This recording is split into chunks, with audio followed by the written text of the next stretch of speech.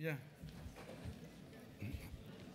Alors, bonjour tout le monde.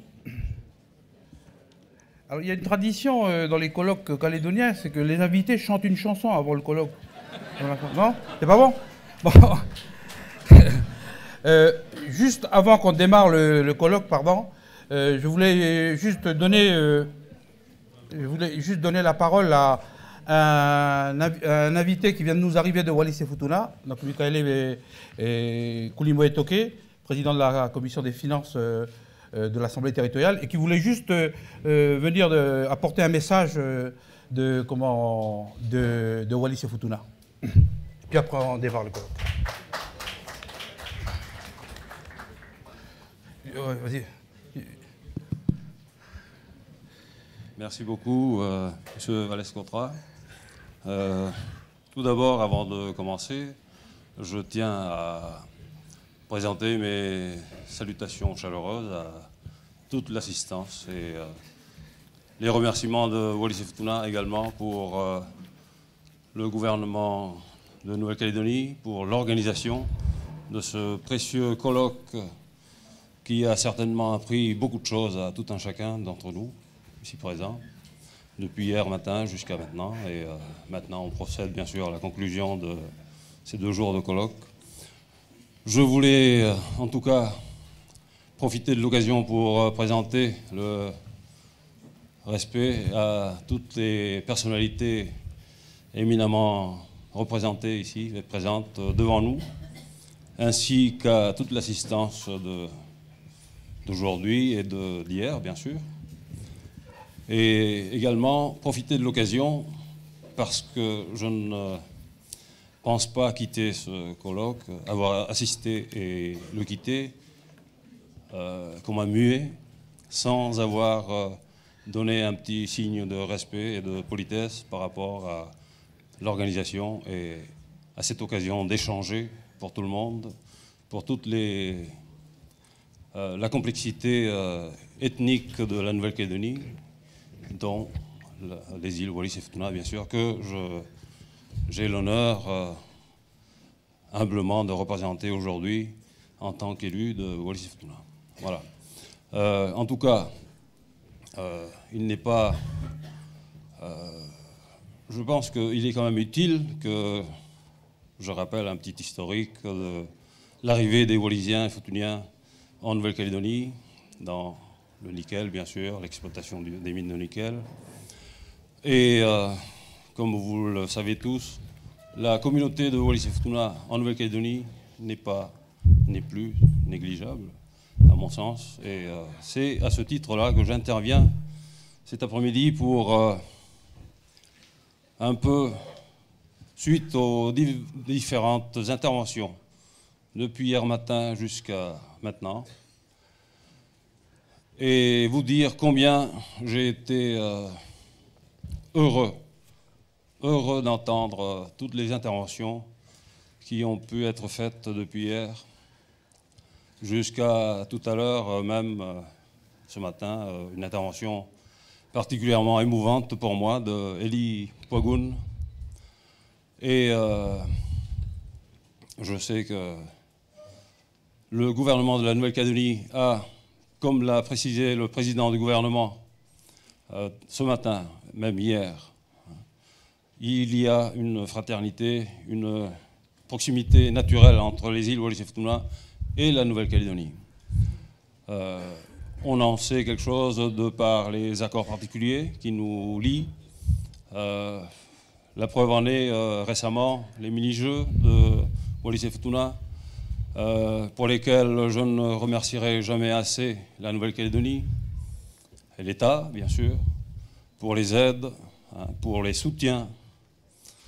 Je voulais intervenir principalement pour tout ça aujourd'hui et vous dire combien de fois je voudrais garantir auprès des instances de la Nouvelle-Calédonie l'accompagnement sûr de Wallis et Futuna, du territoire des îles Wallis et Futuna, pour l'intégration totale et entière de la communauté de Wallis et Futuna qui vit en Nouvelle-Calédonie et dont je sais bien sûr que par moments vous en connaissez des difficultés, vous rencontrez des difficultés en vivant avec eux, bien sûr, en Nouvelle-Calédonie.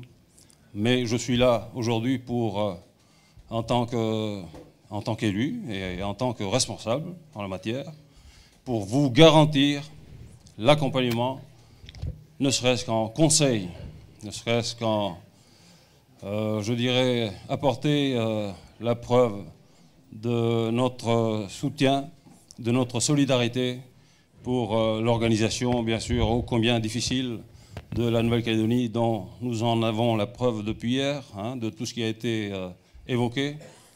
Je suis là pour vous rassurer que nous, élus de Wallis-et-Futuna, ainsi, je ne vais pas m'avancer non plus, mais je prends un peu les devants pour, au nom de l'Assemblée et au nom des coutumiers des rois et des coutumiers de Wallis-et-Futuna, pour vous garantir l'accompagnement que nous assurerons de là-bas pour aider et conseiller la communauté de Wallis-et-Futuna en Nouvelle-Calédonie pour son intégration totale sur l'organisation de votre pays.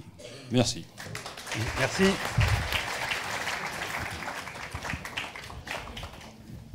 Oui, Monsieur le Premier ministre. Monsieur Rocard. Je voudrais me permettre une remarque absolument préalable. C'est intolérable pour la tribune d'être sous un éclairage de théâtre et non pas sous un éclairage de démocratie. Dans un endroit où on réfléchit, où on débat, nous avons besoin de voir au moins vos regards. Bon, allez, éclairez les regards. Si on rencontre le désaccord, voire l'ennui, vous pouvez somnoler, mais nous, il faut qu'on sache. Sinon, le peu de démocratie qu'il peut y avoir dans ce genre de situation disparaît complètement. Bon. Changez-nous cet éclairage et que la presse se contente des photos qu'elle a déjà.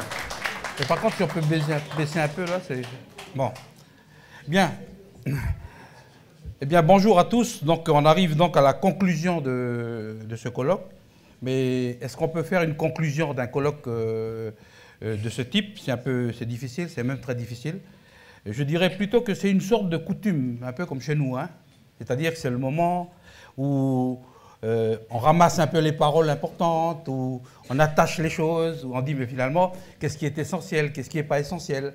Et puis, on garde ça pour la route, quoi. C'est un petit peu ça, ce moment-là, aujourd'hui. Moi-même, je retiens peut-être deux choses de tout ce qu'on s'est dit, beaucoup de choses. D'abord, M. Koulimoué Toké l'a dit tout à l'heure, cette parole d'Eli Poagoun, qui s'adresse à nous les Calédoniens, qui dit surpassez-vous, quoi, allez au-delà de vous-même. Ça, c'est quelque chose de fort qui a marqué le colloque. Et puis, peut-être aussi ce que nous disait ce matin M. Stelmetz, qui dit en fait, je traduis comme ça, M. Stelmetz, hein, il dit que voulez-vous exactement, quoi? Ne choisissez pas la valise avant d'avoir décidé quels sont les bagages que vous voulez apporter, quoi, transporter. Donc, décidez d'abord ce que vous voulez, ensuite vous allez choisir la valise, et puis vous allez continuer cette route. Donc pour ce moment, alors que tout le monde ici s'inquiète de l'avenir et des discussions qui vont commencer, on a choisi de revenir un peu sur le passé, quoi, de regarder ce qu'on a fait ensemble, et plutôt qu'une conclusion, des paroles des hommes, des paroles et des hommes, des paroles d'hommes et de femmes. Caroline est là aussi. Donc voilà, ce n'est pas une conclusion, c'est ces mots-là, quoi, qu'on va se partager ensemble. Et on va commencer peut-être, je ne sais pas si on peut dire ça comme ça, mais peut-être par le plus calédonien des hommes politiques français. Et je vais parler de Michel Rocard, qui nous accompagne. Voilà. Monsieur le Premier ministre, bonjour. Alors, voilà, on a vu ce qui a été fait à Matignon, on a vu par l'image, on a vu dans les déclarations, on voit cette poignée de main. C'est quoi les clés de Matignon? Ah. C'est quoi les clés de Matignon? Le président François Mitterrand est réélu le 8 mai 1988. Je suis, pour ma propre surprise, vu la qualité assez faible des relations que nous entretenions l'un avec l'autre, être je suis nommé Premier ministre le 10 mai à 15h30. J'avais fait beaucoup de choses dans la vie, un peu diverses. Je n'avais jamais touché aux fonctions de sécurité ni de police. Jamais eu à rencontrer des militaires en situation d'autorité. Et je n'avais pratiquement jamais touché à l'outre-mer autrement que pour faire le plan de développement quand j'étais ministre du Plan. Et à ce moment-là, de la Nouvelle-Calédonie, on ne parlait guère. C'est le mercredi matin, le 11, vers 10h du matin, que je pose au président de la République la question suivante. Monsieur le Président, compte tenu de la violence de ce qui s'est passé, du fait qu'il vous a fallu, on sait maintenant que c'est sur des informations qui avaient été biaisées, donc il n'y a pas de doute historique, reste que c'est vous qui avez donné l'aval à l'ordre d'assaut. Il peut résulter que la Nouvelle-Calédonie est un dossier totalement traité à l'Élysée par vous et vos collaborateurs sous votre regard. Est-ce qu'il faut que je m'en occupe? Et je reçois cette réponse. Absolument. C'est un dossier gouvernemental normal. Occupez-vous-en. Je tombe en charge, moi qui ne connaissais rien ou pas grand-chose à l'outre-mer français. Et ne rien connaître à un problème aussi brutal, c'est intimidant. Le même matin, nous avions décidé la dissolution de l'Assemblée nationale.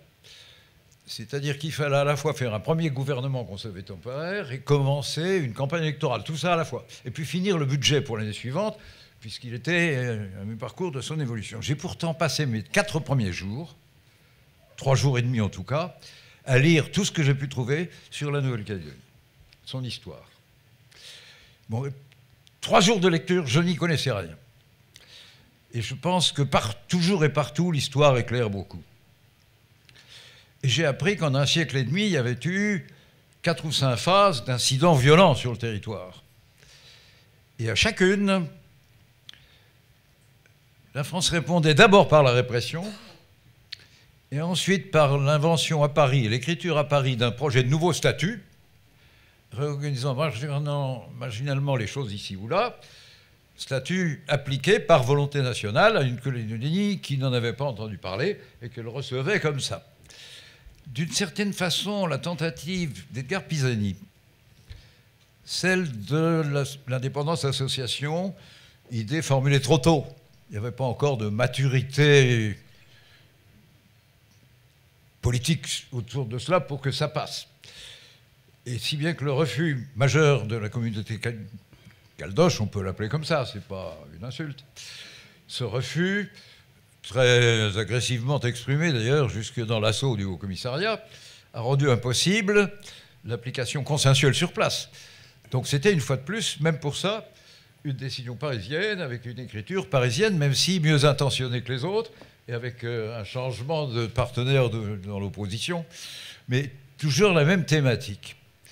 Et c'est cette lecture qui m'a conduit à me dire, il faut une autre méthode. Il n'y a pas de problème, il faut commencer par s'écouter, il n'y aura rien sans le dialogue local. Or, il n'y en a jamais eu dans l'histoire. C'est ça ma découverte, et ce sont des lectures privées. Mais personne ne voulait parler à personne dans la Nouvelle-Calédonie de l'époque. La communauté RPCR ou Caldoche avait dans la tête, ça se disait, ça suffirait, nous le savions, que tout gouvernement de gauche était a priori supposé être traître. Et on lui prêtait l'intention d'oublier qu'il y avait aussi des enfants d'Européens là-bas, et de brader ou de faire n'importe quoi, enfin, une espèce d'indépendance immédiate. Il y avait une panique. Frogier doit rigoler, il est toujours là, mais il y avait une vraie panique tout de même, dont j'ai été informé. Et du côté kanak, c'était pire, puisque la formulation, c'est « ça ne sert à rien de discuter avec le gouvernement français, ils mentent et ils ne tiennent pas leurs promesses ». Ce qui n'est pas tout à fait faux. Ben, souvenez-vous de la promesse, de la lettre de 1958 de tous les élus calédoniens, les maires à l'époque, y compris Jean-Marie Tjibaou, au général de Gaulle, tout nouveau président du gouvernement provisoire de la République française avant d'être président de la dite République quelques mois après, et qui demandait si la loi de 1956, la fameuse loi de fer, continuerait à s'appliquer à la Nouvelle-Calédonie. Cette lettre reçoit une réponse, non pas signée de De Gaulle, 3 mois après, mais signée de 3 ministres d'État, s'il vous plaît. Roger Frey pour le gaullisme, Antoine Pinet pour le reste de la droite française, dans le gouvernement provisoire du général de Gaulle, et de Guy Mollet, ministre d'État transitoire, il ne va pas le rester longtemps, mais il y est, pour affirmer la réponse qui est « oui, la loi continuera à s'appliquer ». Et vous vous souvenez tous qu'elle a été abolie 4 ans après, en 1963, presque par surprise, en une fin de nuit après un débat budgétaire. Il restait 12 députés en séance. Un manque de parole flagrant et terrible. Je passe, mais tragique. Pour moi, ça vaut en Nouvelle-Calédonie ce qu'ont été les événements de Sétif en Algérie. Un drame, on l'oublie après, sauf qu'il est à l'origine de toute la suite.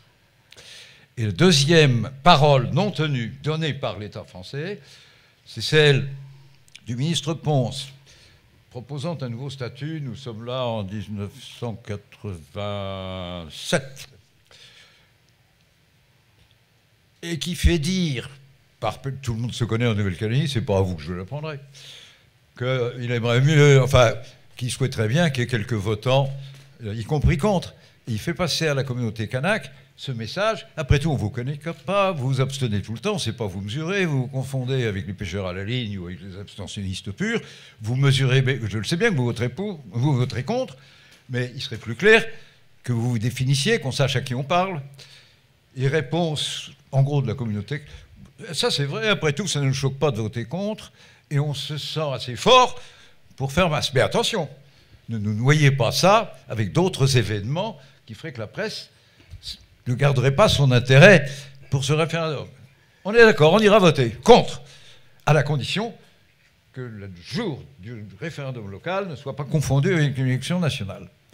Et c'est le Premier ministre Jacques Chirac qui a amené le pauvre Bernard Pons à violer sa propre parole, c'est le gouvernement qui l'a violé, en fixant le référendum local du statut Pons au premier jour, au premier tour de l'élection présidentielle qui suivait. Donc, M. Rocard, vous décidez qu'il fallait une méthode de nouvelle. Alors, il fallait qu'on recommence à se parler. Or, on ne pouvait pas. Et c'est pour ça que j'ai eu l'idée d'envoyer une équipe rechercher les conditions du dialogue. On l'a appelé médiation. C'est pas tout à fait, c'est pas vraiment une médiation. Le mot de médiateur avait été employé par le président Mitterrand pendant le gouvernement Chirac. Il avait même suggéré une personnalité qui était Roger Leray. Et la réponse du Premier ministre Chirac à l'époque avait été « l'idée de médiation est peut-être bonne », je cite Chirac, « mais la personnalité n'est pas compatible avec nos orientations ».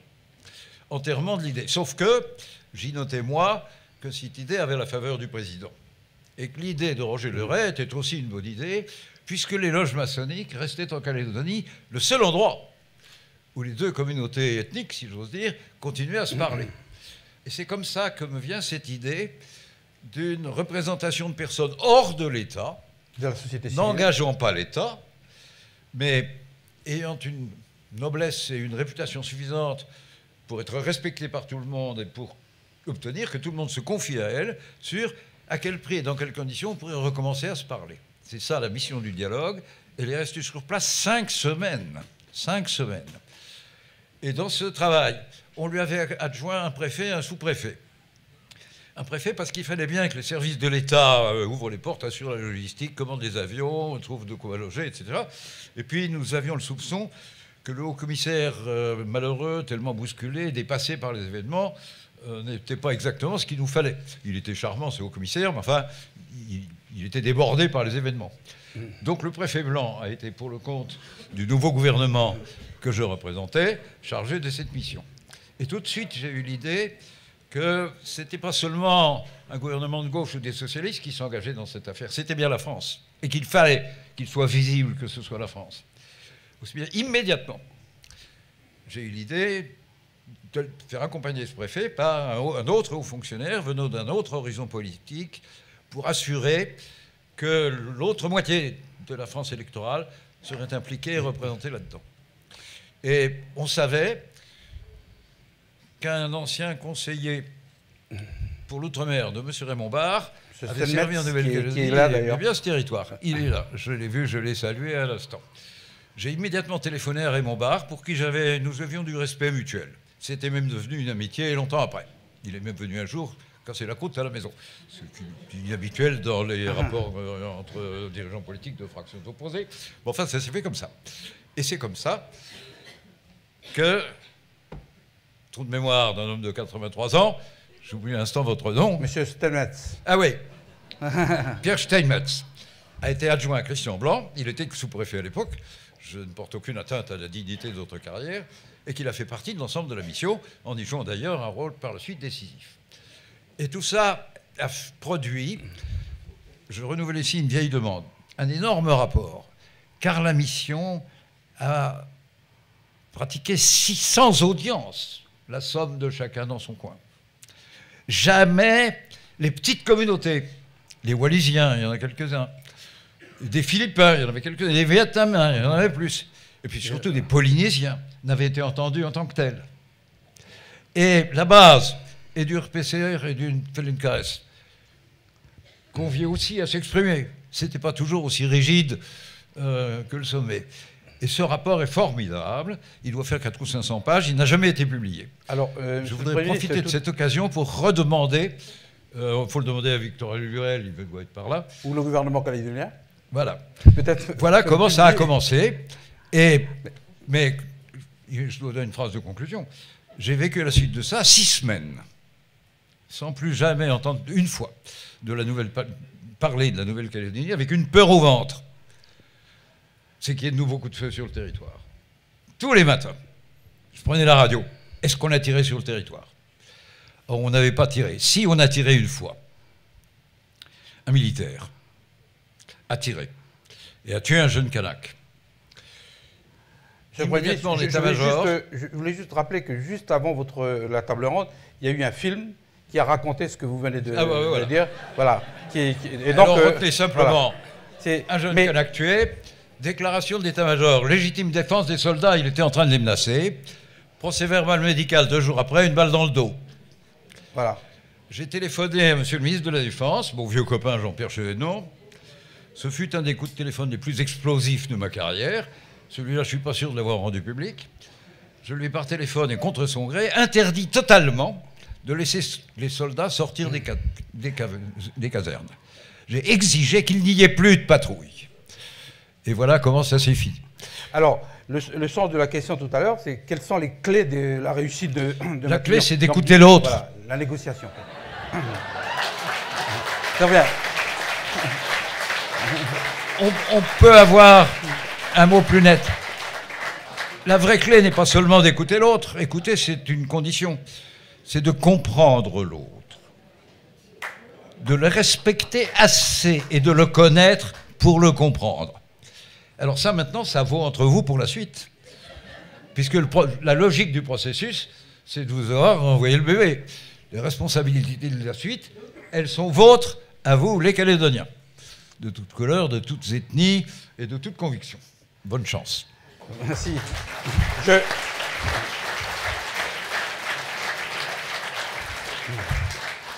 Avant de revenir, M. Jospin, donc, à l'accord de Nouméa que vous avez géré vous, peut-être un mot de l'accord d'Oudinot finalement, puisqu'on dit Matignon et Oudinot.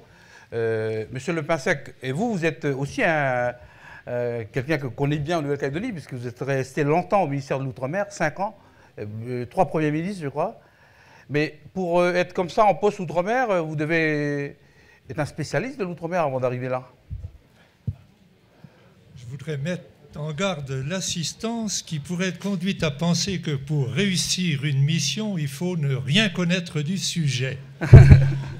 Michel Rocard, pas seulement. Michel Rocard l'a dit le concernant. Donc vous n'étiez pas un spécialiste de l'Outre-mer. C'était aussi mon cas. Je n'étais jamais allé en Calédonie. J'avais quelques notions de son histoire, mais ceci ne saurait suffire. J'ai eu la grande chance de pouvoir démarrer dans cette mission après avoir traîné les pieds. Le Premier ministre m'a convaincu. J'étais au ministère de la Mer et il me dit ceci, tu verras, il faut un breton pour s'entendre avec les Kanaks. Pas si bête. Eh bien, je vous le dis, à la réflexion et ayant pratiqué les Kanaks, j'en ai eu vraiment la conviction. Et notamment lors de ma première rencontre avec Jean-Marie Tjibaou, je n'étais pas du tout dépaysé. C'était tout à fait le même. On empruntait les chemins coutumiers de la conversation. Le ministre, bien sûr, impatient, l'horaire, c'était à Oudinot, avait les 5 questions qu'il convenait de traiter, mais son interlocuteur en face, voilà. On a parlé de tout, et je pliais mes chemises, j'allais me lever. Ah, monsieur le ministre, je voulais vous dire, nos gens, ils pensent qu'il faudrait qu'on parle aussi de la question des mines. Je découvrais au hasard d'une conversation ce qui allait devenir une très très grande question.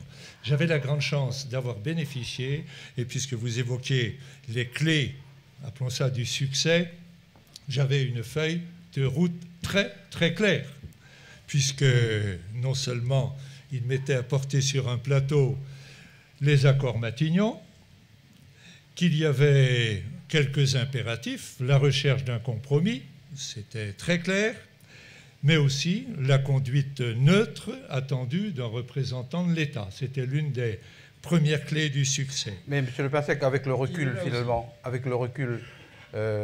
qu'est-ce qui fait que ces accords, finalement, ont tenu, les accords d'Oudinot, ça réussit? Parce que dans le débat hier, quelqu'un, je crois que c'est M. Maresca, qui a dit que finalement ça a failli déraper finalement à Matignon. On a failli ne pas avoir d'accord. Qu'est-ce qui a fait que finalement vous avez été soutenu et que ça a pu aller jusqu'au bout du processus? Ça a failli déraper aussi entre Matignon et Oudinot. Il s'est passé de très longues semaines pendant lesquelles les délégations sont rentrées en Nouvelle-Calédonie et sont allés rendre compte à leur mandant. Comme le film l'a montré, ce fut violent. Au niveau FLNKS, nous avons vu quelques images et il a fallu plusieurs conventions, meetings où Jean-Marie Tjibaou a dû mouiller sa chemise, yewene. Ce fut différent au niveau des loyalistes. On a vu Jacques Lafleur qui a emporté finalement la conviction. Mais ceci a pris du temps, et surtout Michel Rocard, conscient qu'il ne fallait pas casser le FLNKS, plaidait un peu pour que soit laissé le temps à la conviction. Elle a fait son œuvre, mais la presse commençait à souligner que le référendum Rocard compromis, bref, il y avait de mauvais échos. J'ai pris sur moi d'appeler Jean-Marie Tjibaou, Jacques Lafleur, c'était mon premier échange avec lui, nous nous connaissions à peine à l'Assemblée nationale, on était sur des bancs différents, mais j'ai eu un accueil très très franc de la part des deux, et ils ont répondu immédiatement oui à une venue à Paris le 17 août pour engager les négociations Matignon qui avaient un objet qui était de préciser le contenu des accords politiques qui avaient été passés à Matignon, mais surtout de les traduire dans un projet de loi référendaire. Il a fallu 3 jours et 3 nuits. Et là, vous avez eu des contacts avec l'opposition? L'opposition métropolitaine, pour expliquer ce que M. Rocard disait, essayer de rechercher un consensus national? Vous savez, on s'interrogera un jour sur le point de savoir si l'une des conditions du succès n'était pas que les négociations se tiennent dans des conditions de confidentialité. Ce fut le cas absolu à Matignon, et je dois dire que ce le fut aussi à Médétom, et je souligne le comportement responsable de la presse. Mes chers amis, est-il concevable de faire des accords Matignon et Oudinot en 2013 avec portable, tweet et compagnie? C'est plus difficile. C'est une très très grande question. Monsieur Le Passec, au-delà de l'accord lui-même, vous avez dit que vous étiez là pendant 5 ans, tous les gouvernements qui se sont succédés ont confirmé, en vous ont suivi pour le suivi justement de ces accords? Écoutez, puis-je ici confesser que pendant toute cette période, sur 5 ans, je n'ai reçu aucune intrusion qui n'aurait pas été de bon aloi dans mes compétences venant du président de la République, venant du Premier ministre, venant de Bérégovoy, d'Édith Cresson, et j'ajoute, du fait de la présence de Lionel Jospin, je n'ai jamais connu un contrôle tatillon avec demande de précision ou bien la découverte dans la presse que le Premier ministre se soit exprimé sans en avoir parlé. Vraiment.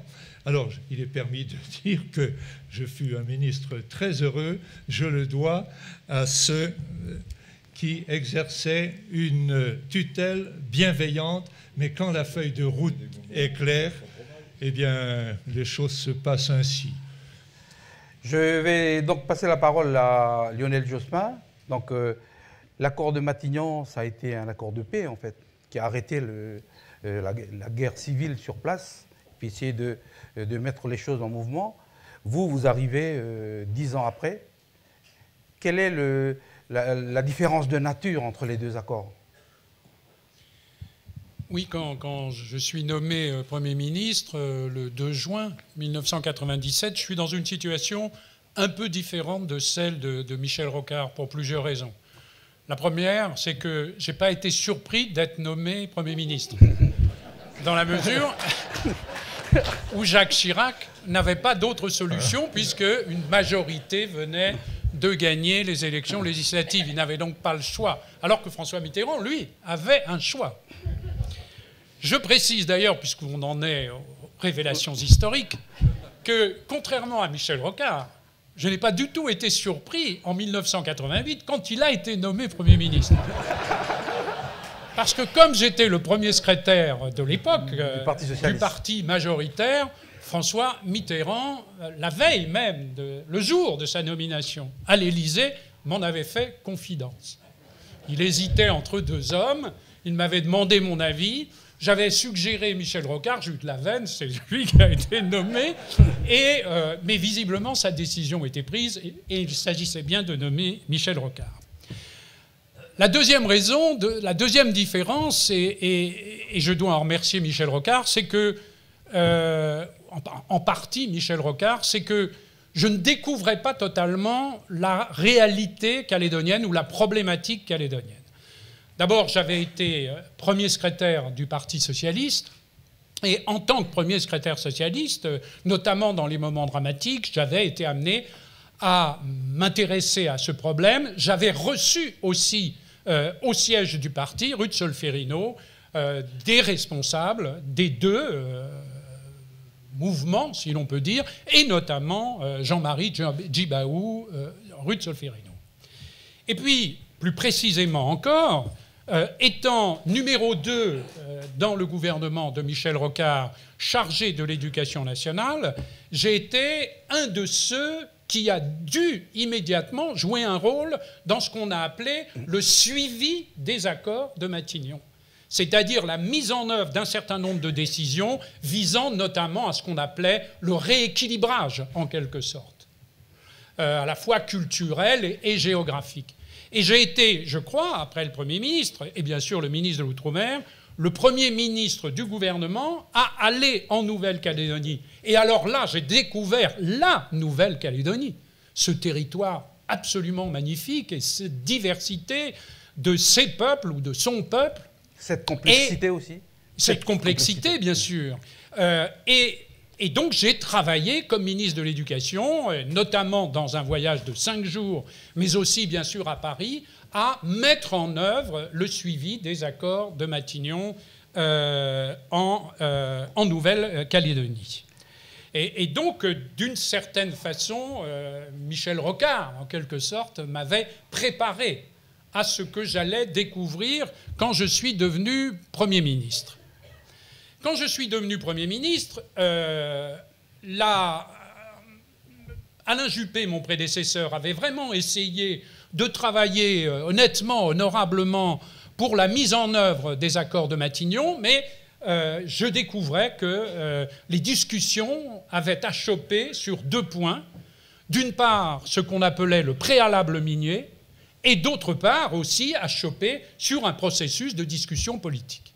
Et donc il a fallu d'abord se saisir de ce que, notamment, le FLNKS considérait comme un préalable, à savoir un rééquilibrage économique incarné notamment dans le préalable minier. Et donc nous avons eu à travailler d'abord essentiellement sur ce dossier, et à cet égard, bien sûr, le travail de Jean-Jacques Kéran, le ministre de l'Outre-mer, mais aussi le travail du ministère de l'Économie et des Finances et de l'équipe qui entourait Dominique Strauss-Kahn et Dominique Strauss-Kahn lui-même ont été absolument précieux pour aboutir à l'échange des massifs, l'échange plutôt des gisements en quelque sorte, pour négocier avec Yves Rambaud et aboutir à lever quelque chose qui était bloqué. Et le préalable minier levé, donc commencer la discussion politique. Une fois le préalable est levé, alors on peut engager la discussion politique. Et donc, là aussi, le ministre de l'Outre-mer a été précieux. Et autant mon cabinet suivait les choses de près, autant c'est la même expérience qu'a faite Louis Le Pinsec. J'ai laissé mon ministre travailler, et surtout aussi travailler discrètement. Et de ce point de vue, après avoir salué, non pas un ministre d'hier, mais le ministre aujourd'hui, qui vient de nous rejoindre, aussi bien à Paris qu'à Nouméa, il y a eu un travail qui a été mené. Là, je voudrais quand même, au-delà de la responsabilité des premiers ministres, des ministres, saluer dans toute cette histoire, dans l'histoire de ce processus, le rôle qu'ont joué une poignée d'hommes et de femmes, les responsables politiques, bien sûr, au premier chef, mais aussi des hommes davantage dans l'ombre et qui ont extrêmement travaillé, qui se sont soudés d'ailleurs à travers ce travail au service de la Nouvelle-Calédonie. Et donc cela a permis d'avancer. Et les accords de Nouméa... Vous pensez par exemple à Alain Cristnard, certaines personnalités... Oui, voilà. Je vais hésiter à les citer tous si on a dans cette salle. Alain Cristnard, il n'est pas là maintenant parce qu'il est en formation de jugement en tant que conseiller d'État, mais il y en a, oui, Jean-François Merle, bientôt, voilà. La tasse et tout. Bon, enfin, je ne vais pas commencer à faire un panégyrique, mais... Et donc ça a été extrêmement important. Une fois, si j'ose dire, après le préalable, il y avait le préambule. Et donc ça aussi, ça a été, je crois... Moi, je veux dire ici que le pas essentiel a été accompli par Michel Rocard et son équipe dans des conditions absolument dramatiques. Et au fond, moi, pour les accords de Nouméa, j'ai mis mes pas dans les pas de Michel Rocard, dans une situation qui était difficile techniquement, complexe politiquement, mais qui avait été délestée en quelque sorte de toute sa dimension dramatique et même tragique. Les hommes, les femmes aussi, mais enfin, avaient appris à discuter ensemble sur le territoire, et il est bien évident que cela est essentiel.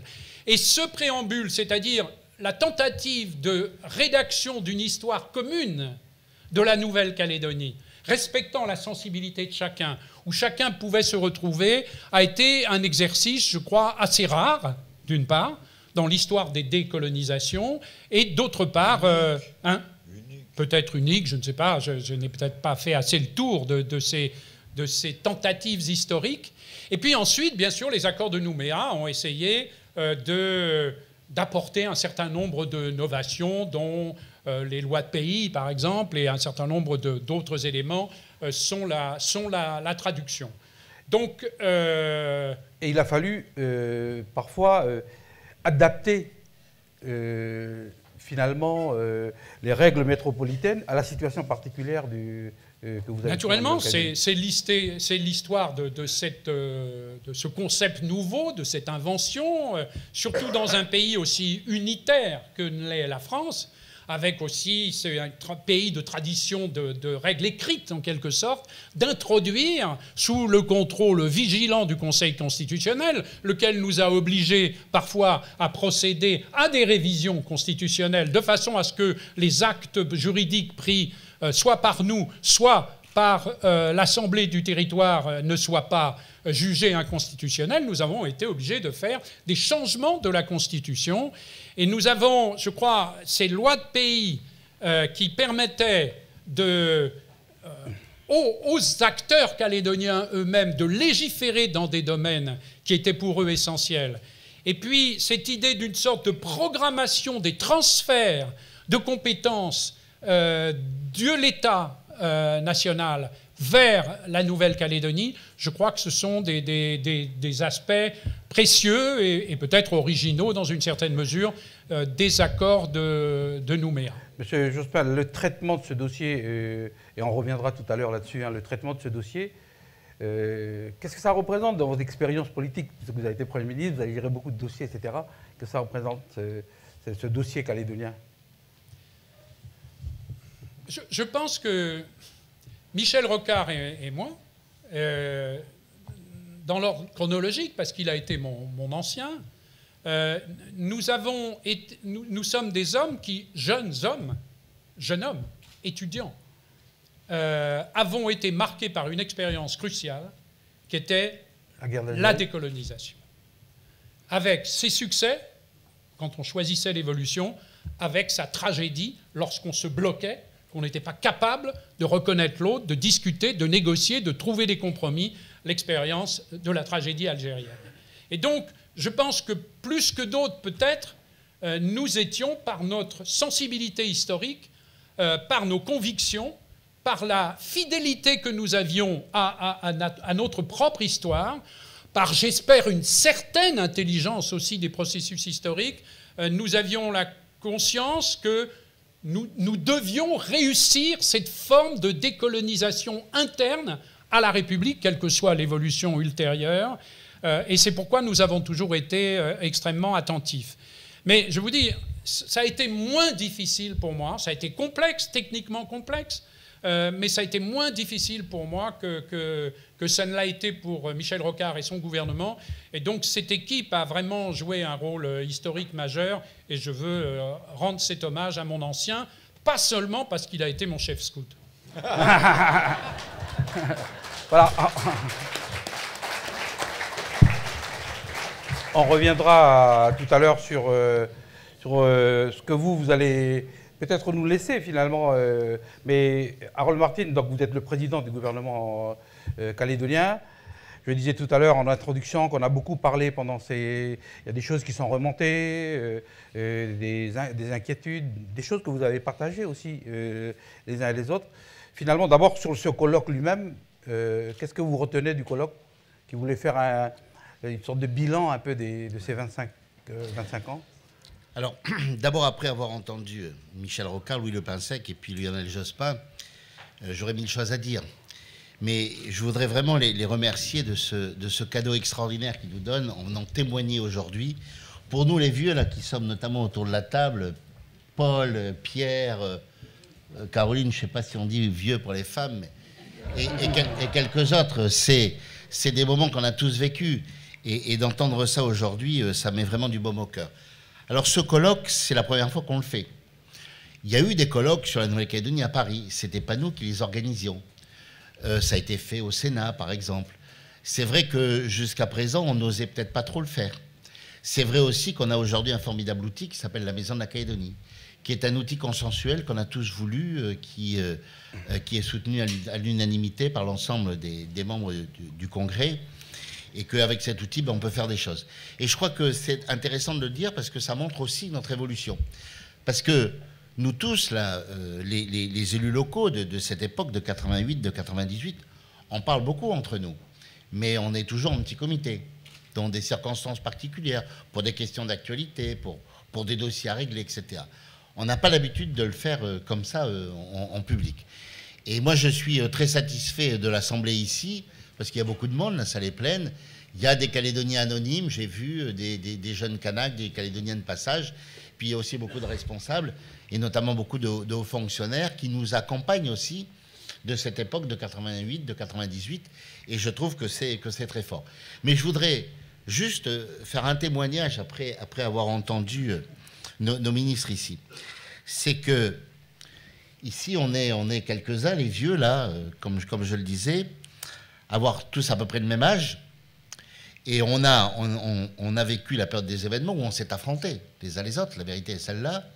Et puis ensuite, suite à la poignée de main de nos deux chefs historiques, disparus aujourd'hui, on s'est mis à travailler ensemble et ça fait 25 ans qu'on travaille ensemble, donc on se connaît parfaitement, on se respecte, il y a beaucoup de responsabilités dans ce que nous faisons, parce que je crois qu'on a tous le même objectif, c'est-à-dire nous en sortir, trouver la voie définitive pour la Calédonie, même si, avec nos nuances et nos particularités, un certain nombre d'entre nous sommes pour l'indépendance, un certain nombre d'autres opposés à l'indépendance. Mais voilà, mais au-delà de ça, on a connu les événements. Moi, pendant les événements, j'ai cru qu'on n'allait jamais en sortir, qu'on allait finir un peu comme le Liban, quoi, une espèce de partition, etc. Et que certes, on était une majorité, ce que j'ai dit dans le film, mais qu'on n'imposerait pas une minorité. C'était ça la situation. Puis on a cru, de manière un peu illusoire, et je le dis ici, je ne l'ai jamais dit, mais je vais le dire ici, on a cru de manière un peu illusoire avec l'arrivée de Jacques Chirac, Premier ministre de la France en 1986, que ça y est, on allait en sortir, il suffirait d'envoyer les militaires, la force, etc., on en sortirait. On a vite compris que non, que non, c'était pas ça la formule. Et donc, tout semblait définitivement, irrémédiablement voué à l'échec. Parce que, juste avant ce que Michel Rocard a fait, avec Jacques Lafleur et Jean-Marie Tjibaou, juste avant, c'était l'affaire d'Ouvéa. Après l'affaire d'Ouvéa, 19 Kanaks de mort, est-ce qu'on pouvait croire une seule minute qu'on allait pouvoir en sortir? Ben non, c'était un pas de plus dans l'escalade, et que cette escalade en a amené d'autres, et que voilà, on n'allait jamais plus en sortir. Et puis, il y a eu ce moment extraordinaire, formidable, parce que la séquence à Matignon avec Michel Rocard, c'est 6 semaines après Ouvéa. Donc c'est extraordinaire, tout d'un coup, un miracle s'accomplit, les deux hommes se serrent la main, et puis ça part. Et de cette époque, on vit dans la paix. La Calédonie a formidablement évolué. Et puis, autre séquence, 1998, là encore, on a du mal à y croire, hein, parce que ça ne va pas du tout, parce qu'il y a la revendication minière, il y a l'occupation des sites miniers par l'Union calédonienne, et puis je vais le dire aussi, parce que je l'ai vécu, je le porte en moi. Il y a le gouvernement Juppé, il y a Jean-Jacques de Peretti qui est ministre de l'Outre-mer, et puis ça ne va pas bien, Jean-Jacques de Peretti, parce que je crois qu'il n'avait pas la manière de le faire. Enfin, en tout cas, ça n'avance pas. Et là encore, l'horizon paraît bouché, qu'on ne va pas s'en sortir, c'est fini, on va de nouveau reconnaître des problèmes, on ne s'en sortira pas. Et puis voilà, il y a une dissolution, je ne sais pas que certains ont dit ratée, enfin réussi pour vous, mon cher Lionel, voilà, il y a Lionel Jospin qui arrive, et puis ça repart et on trouve la solution, voilà. Et donc tout ça me permet juste de dire la conclusion. Quand on a connu ça 2 fois, on reste infiniment optimiste pour la suite, on trouvera la solution. C'est ce que je crois honnêtement. Alors vous êtes à la tête du gouvernement calédonien, c'est un gouvernement collégial. Hier, il y a eu cette sorte de discussion entre vous et Gilbert Piénon, le vice-président. Finalement, l'idée c'est que vous avez appris à la fois à ne pas être d'accord et à travailler ensemble, c'est ça? Ouais. On n'est jamais d'accord, mais quand même d'accord sur tout. C'est très calédonien. Et ça dure depuis 25 ans, quoi. Voilà. Et puis je crois qu'on l'a bien vu, il me semble, de ces 2 jours, il y a ce respect entre nous. Il y a ce respect entre nous. Parce que on sait tous d'où on vient, on sait pourquoi on est là, on sait bien ce qu'on souhaite. Ce qu'on souhaite, finalement, c'est à peu près la même chose. C'est que plus jamais on puisse reconnaître ce qu'on a connu, cette période des événements, qui a été terrible, qui a été dramatique, mais qu'on est tous attachés à trouver la solution. Même si celle-ci n'est pas simple, et même si elle paraît difficile. C'est pour ça que j'ai dit ça, c'est que les 2 fois, en 1988, 1990, ça paraissait impossible. Et on y est arrivé. Donc je reste formidablement bien optimiste pour trouver cette solution. Caroline Machoro, donc vous êtes également avec Jean-Marie Tjibaou à Matignon. Vous l'avez accompagné. Hier, vous avez témoigné sur cette partie de votre engagement à Matignon. Un peu la même question que Harold, c'est ces échanges-là pendant le colloque, qu'est-ce que vous retenez? Et puis surtout, s'il fallait retenir 2 ou 3 leçons de ce bilan des 25 ans, qu'est-ce que vous retenez? Ça marche? Oui, c'est bon. Bien, avant de prendre la parole, j'aimerais d'abord saluer effectivement les premiers ministres qui sont ici, M. Rocard, M. Jospin, et puis encore une fois M. Le Pinsec. Également saluer M. Lurel qui vient d'arriver. Et puis aussi dans l'assistance des gens que je n'ai pas eu l'occasion de saluer. Bonjour à vous. Alors, ce que je retiens de ces 2 journées, bon, c'est bien sûr l'occasion ce colloque, c'est l'occasion, et je remercie effectivement Joël Viratel et le président du gouvernement d'avoir organisé, de nous avoir permis de nous retrouver là pour se remémorer donc, ce qui s'est passé il y a 25 ans. Il y a 25 ans, et donc c'est des moments forts. Il y a 25 ans pour ce qui concerne les accords de Matignon et 15 ans pour ce qui concerne l'accord Nouméa. C'est des moments forts de notre histoire qu'il faut se rappeler. Effectivement, il faut se rappeler les principes, mais il faut aussi faire un peu le bilan de ce qui s'est passé, de ce qu'on a retenu et de ce qu'on a fait par rapport aux engagements que nous avons pris à ces moments-là. Parmi l'assistance, effectivement, il y a des étudiants qui sont là. Simplement, en m'adressant à Joël, de regretter de ne pas avoir plus d'étudiants parce que, effectivement, nous qui sommes ici, qui avons parlé, nous nous sommes rappelés des choses parce que nous avions vécu ces moments-là, comme nous avions vécu aussi les événements qui ont précédé ces moments-là. Et par contre, on se rend compte aujourd'hui que la transmission ne s'est pas faite vis-à-vis des jeunes générations. Et c'était peut-être aussi l'occasion aujourd'hui, pendant ces 2 jours, de transmettre un petit peu, au moins pour les étudiants qui sont ici en France, de leur transmettre un petit peu aussi cette partie de notre histoire. Même si, effectivement, la transmission, comme disait le jeune Wamo hier dans le film de Jacques-Olivier Trompa, c'est aux parents, c'est à nous aussi au quotidien de transmettre à nos enfants ce que nous avons vécu, pourquoi les choses se sont passées de telle ou de telle façon. Et ça aussi, c'est un manque aujourd'hui. Je saluerai peut-être aussi ici l'initiative de Pierre Maresca qui fait des conférences aujourd'hui pour essayer de transmettre un petit peu l'histoire. Bon, il le fait, je ne sais pas, peut-être un peu trop au niveau de la province 1, peut-être pas assez dans le reste du pays. Et voilà.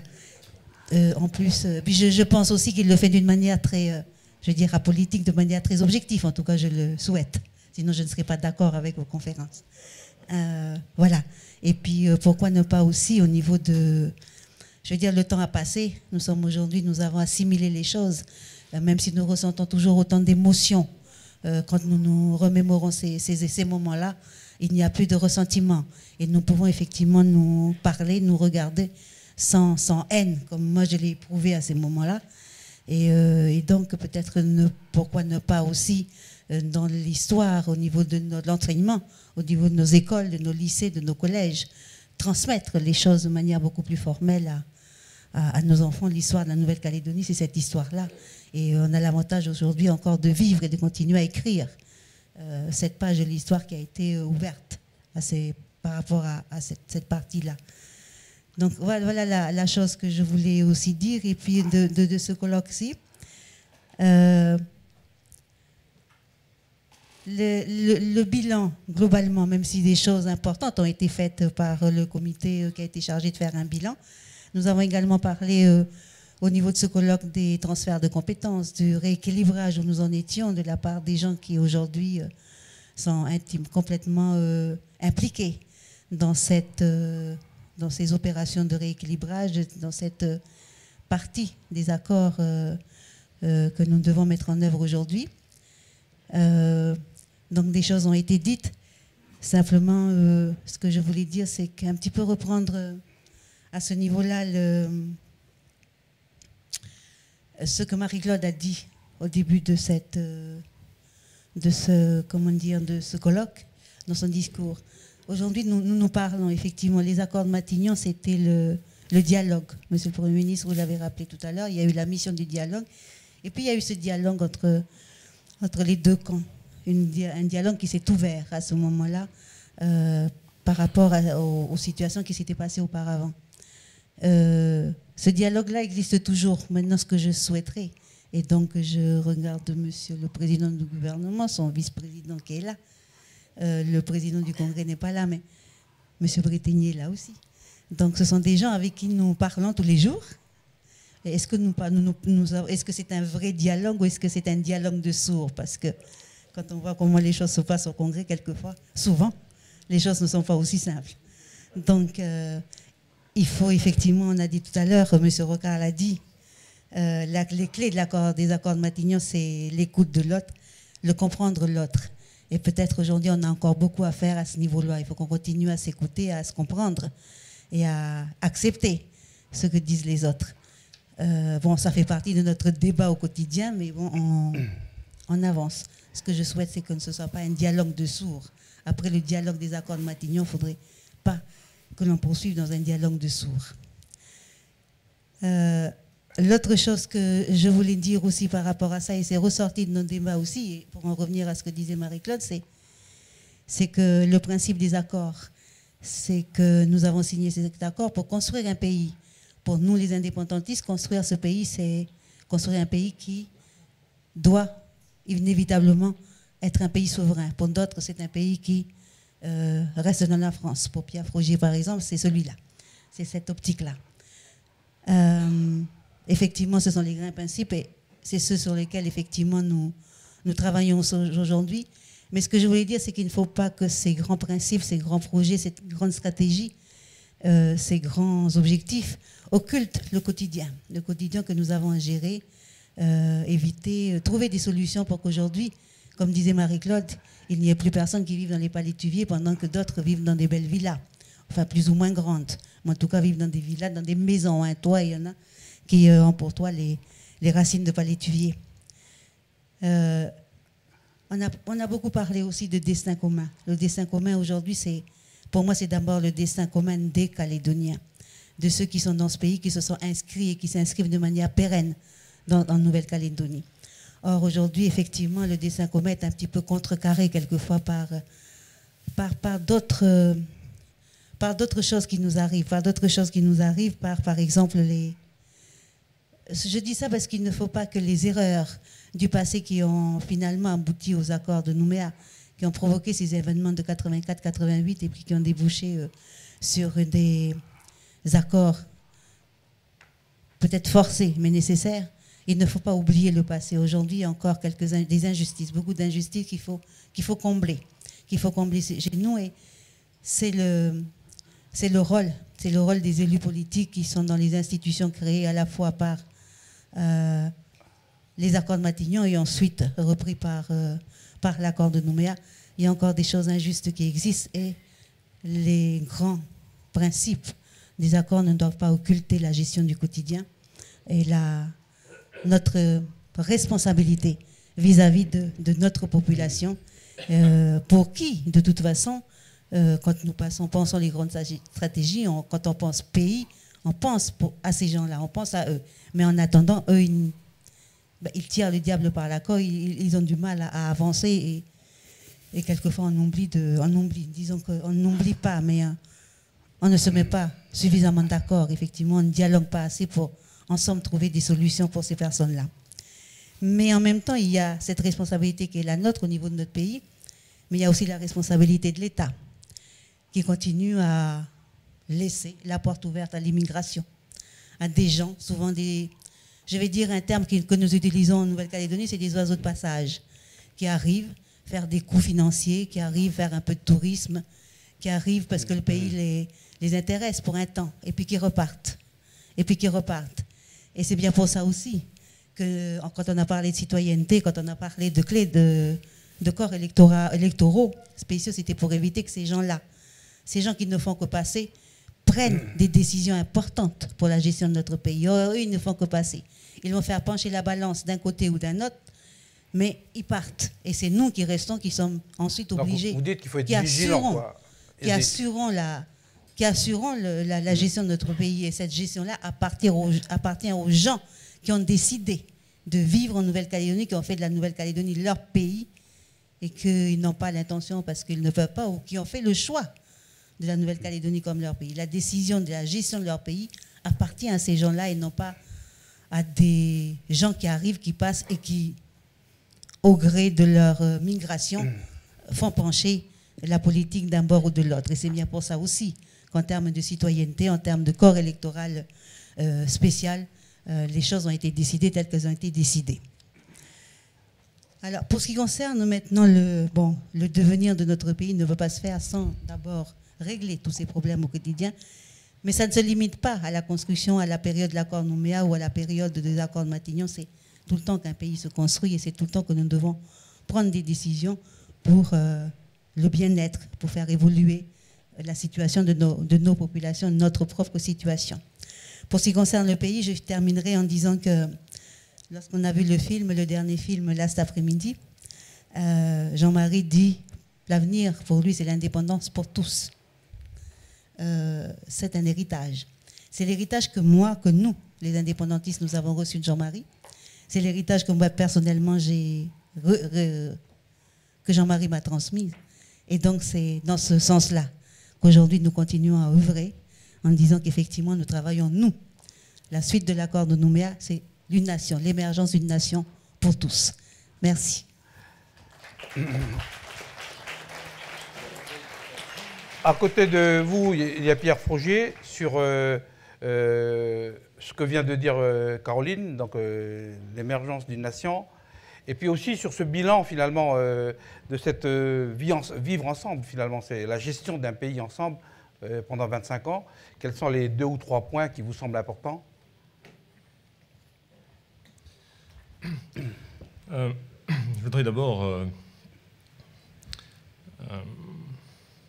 saluer avec beaucoup de respect Michel Rocard, Lionel Jospin, Lionel Lepensec, parce que nous avons passé des nuits, des heures ensemble.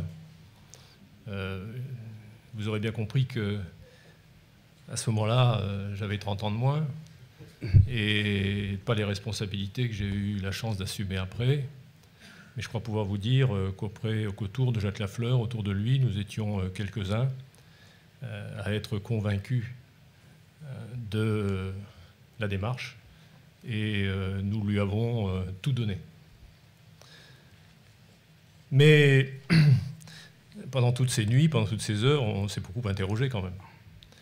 Et je me souviens, Monsieur le Premier ministre, en sortant de Matignon ce samedi soir, traverser avec Jacques le pont Alexandre III, en nous disant où allons-nous? Alors, je vais quand même dire une chose, parce que je ne l'ai pas beaucoup entendu, et c'est souvent ce que l'on oublie.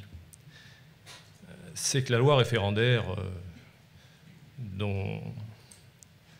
qui était rappelée tout à l'heure, elle a été repoussée à Nouméa. 63% contre. Dans l'agglomération, 60% contre. La question qu'il faut se poser, c'est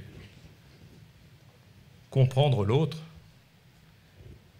Certes, depuis, nous avons emprunté un chemin, mais sur ce chemin, est-ce que nous avons été capables de se reconnaître, de se comprendre et d'aller les uns vers les autres?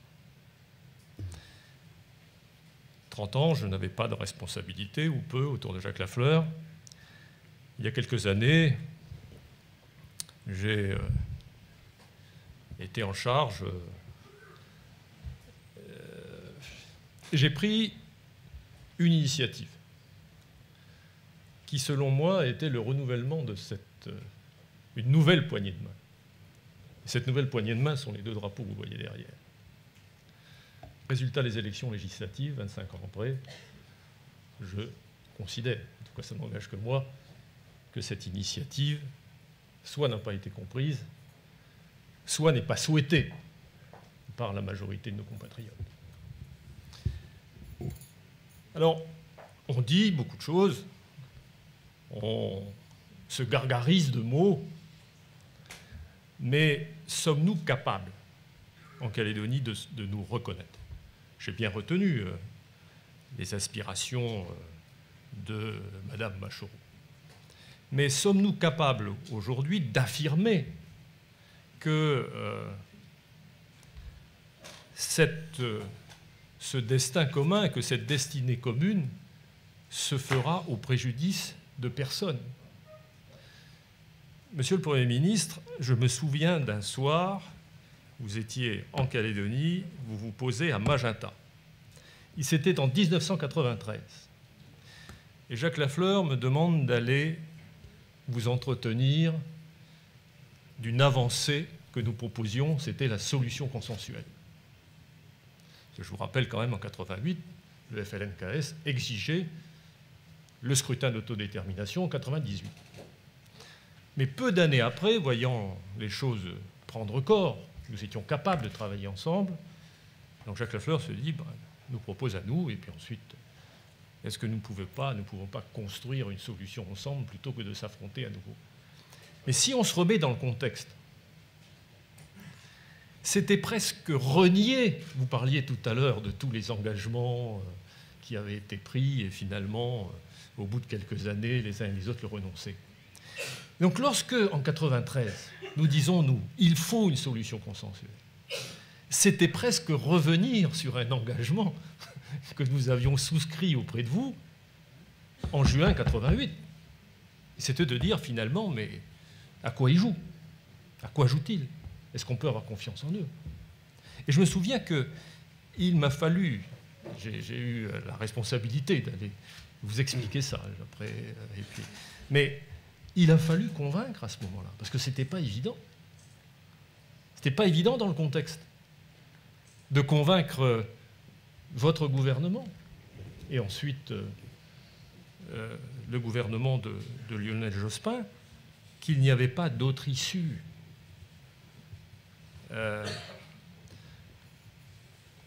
Pour une Nouvelle-Calédonie équilibrée, rassurée, partagée, qu'une solution consensuelle.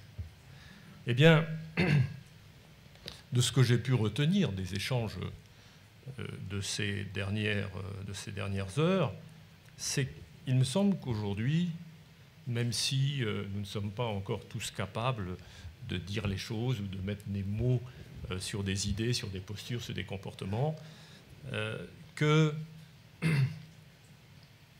les éléments du puzzle se mettent en place pour que sereinement les Calédoniens, que soit leur origine, aillent effectivement au-delà de leur posture partisane pour trouver une solution de long terme dans la France. C'est ça qui était indispensable. Merci, merci. Paul Niaoutine, donc je termine par vous dans le tour de table. Aussi parce que finalement, il y a à la fois ce qu'on s'est dit sur Matignon et sur Nouméa, mais pendant cette période-là, la province Nord a beaucoup changé. Puisque maintenant, il y a une usine, il y a une ville qui est en train de se construire. Finalement, c'est ça le bilan que vous faites, vous, de ces 25 ans? L'émergence de l'idée de rééquilibrage qui se met en place? Donc, à mon tour, je voudrais effectivement saluer les premiers ministres, les ministres et tous les amis, hein, que je dirais des amis, parce qu'on a fait les 25 ans. Moi, je voudrais dire ça, hein, c'est-à-dire que je ne vais pas me répéter parce qu'en fait, on est en fin de colloque. Qu'est-ce qu'il faudrait retenir de ce colloque? Simplement que même la question que tu me poses, Wallace, c'est que ce que nous faisons dans le Nord, c'est précisément l'engagement que nous avons pris dans les deux accords successifs. L'accord de Matignon-Oudinot et l'accord de Nouméa. On est venu à ce colloque parce que c'est les 25 ans, c'est les 15 ans des deux accords, l'un derrière l'autre. Nous, on ne peut pas... je vais dire une petite... quand on a fini de signer, M. Le Pinsec, quand on a conclu la négociation d'Oudinot, puisque j'ai déjà dit que je n'étais pas à Matignon, vous vous rappelez que j'ai relu ce matin et hier ce qu'on a... Vous avez remarqué que je prends beaucoup de notes parce que j'ai un problème de... Il faut que je note tout, moi. Jean-Marie vous a dit, on était dans la fameuse clôture, quoi, on a dit aux uns et aux autres, ce n'est pas exactement ces mots, mais on est en train de prendre un engagement pour 10 ans. Ce n'était pas notre objectif en venant à cette table de négociation. Mais on va signer un accord et ça engage un accord. Mais de ce côté-ci de la table, nous sommes tous des chômeurs. Vous êtes en train de signer avec des chômeurs. Donc vous avez l'autorité de l'État, pour l'État, et la délégation du rassemblement. Vous détenez l'économie et tous les moyens. On va rentrer dans les provinces, c'est là qu'on va trouver les moyens. Donc, quand nous signons aujourd'hui, c'est un engagement à faire, puisque nous n'avons pas de moyens. Et on se donne rendez-vous à la sortie. C'est ce qu'il a dit, le sens de ce qu'il a dit. Alors évidemment, donc, tout à l'heure, il y avait une question sur la SMSP, etc. Ce que nous faisons en province Nord, dans ce projet dans cette décision de rééquilibrage, de donner l'accès à 2 provinces pour démontrer et faire l'apprentissage de l'exercice de la gouvernance. Et donc, quelque part, puisque nous sommes indépendantistes, nous sommes preneurs parce que nous voulons gérer un pays indépendant, et vous proposez de faire avec nous. Entre le moment où, et quand on dit chômeurs, parce que nous étions réellement tous des chômeurs dans la table, hein, parce que nous venions de sortir des régions, lesquelles régions Ponce n'avaient pas eu les moyens, puisque M. Ponce avait vidé le stade du Pisani des moyens qui étaient normalement prévus. Donc, j'ai dit hier, on a travaillé avec les ONG. On a travaillé avec les ONG dans les régions. Et donc, c'était nous qui étions autour de la table. Donc, ce que nous faisons dans le Nord ou à l'Est, oui, je pense que c'est la démonstration au Nord et aux îles. C'est l'engagement qu'on a pris d'utiliser l'institution, sur le plan politique, la gouvernance politique, mais pour réaliser avec les compétences de droit commun que nous avons, les compétences opérationnelles, la prise en charge va répondre aux besoins de ces populations, parce que la population du Nord et des îles sont presque exclusivement en grande majorité kanak, qui n'étaient pas dans l'économie, etc. Répondre à leurs besoins, et c'est les orientations de politique publique que nous avons mises en œuvre, les structures, les opérateurs d'économie mixte que nous avons mis en place, quand il n'y a pas d'investisseurs privés, je l'ai dit, qui viennent, donc il faut bien qu'on passe par là. Donc on a utilisé les seuls moyens qu'on avait, c'est-à-dire les moyens publics, pour essayer d'aller dans le sens de donner un contenu et une réalité au rééquilibrage. Et ce n'est pas fini. Donc alors, je voulais juste rapidement, parce qu'on a un peu débordé sur le temps, là, M. Lurel, et là je vois qu'il... Voilà. Juste sur l'aspect nickel, puisque je reprends au banc la discussion hier que vous aviez autour de la mine, finalement. C'est vrai que la province Nord, en tout cas, M. Dang a fait une proposition de faire entrer la province Sud dans la SMSP. Alors, est-ce que c'est une posture ou c'est une vraie volonté de partage? C'est la même démarche. J'ai fait l'historique ce matin de quelque chose, et donc j'ai dit le gouvernement provisoire de Kanaki mis en place par l'FLK, c'est parce qu'on a la revendication de l'indépendance pour le peuple kanak, et avec l'accord de Nouméa, le destin commun avec les autres citoyens. Donc, ce que nous faisons dans le Nord, c'est notre prise de responsabilité, puisque précisément les institutions provinciales devaient nous permettre de nous exprimer, parce que nous n'étions nulle part à ce moment-là. Mais c'est une proposition pour la Nouvelle-Calédonie. Ce n'est pas pour une partition. De façon constante, les 2 premiers ministres sont là. Dans les 2 accords successifs, on a toujours réaffirmé que la Nouvelle-Calédonie est indivisible. Je sais que le monsieur de Mayotte ce matin avait soulevé une question. Pas du tout, on ne fera pas à travers le rééquilibrage ni de partition, ni de quoi que ce soit. Puisque nous avons le levier au Nord et aux îles, c'est par là qu'on va faire la démonstration de ce que nous proposons pour le pays. Donc le pays détenteur plutôt d'une forte ressource minière, on peut la valoriser, cette ressource minière, pour avoir la ressource pour continuer à construire le pays dans le sens du rééquilibrage. Donc le rééquilibrage, c'était l'objectif de Matignon, c'est reconduit dans l'accord de Nouméa, et j'allais presque dire, mais au-delà de l'indépendance, puisque je veux, mon mouvement veut qu'on aille à l'indépendance, et on essaie de vous convaincre d'aller à l'indépendance, les autres formations politiques, Mais on continuera le rééquilibrage aussi dans l'indépendance, parce que dans les pays développés comme les pays européens et autres, ben, ils sont toujours en train d'essayer de faire ça. Donc c'est un objectif universel. C'est une prise de position politique. Et donc la proposition, c'est de contrôler la SLN, parce qu'il a 54% de la surface minière en Nouvelle-Calédonie. Et si on devait perdre le contrôle de cet opérateur par une OPA, nous voilà bien si on veut faire une stratégie minière en Nouvelle-Calédonie.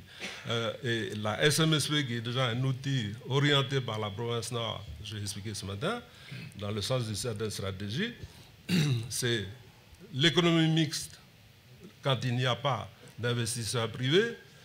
Sur ce plan-là, ce n'est pas pour faire de l'économie mixte, il y a des concurrents.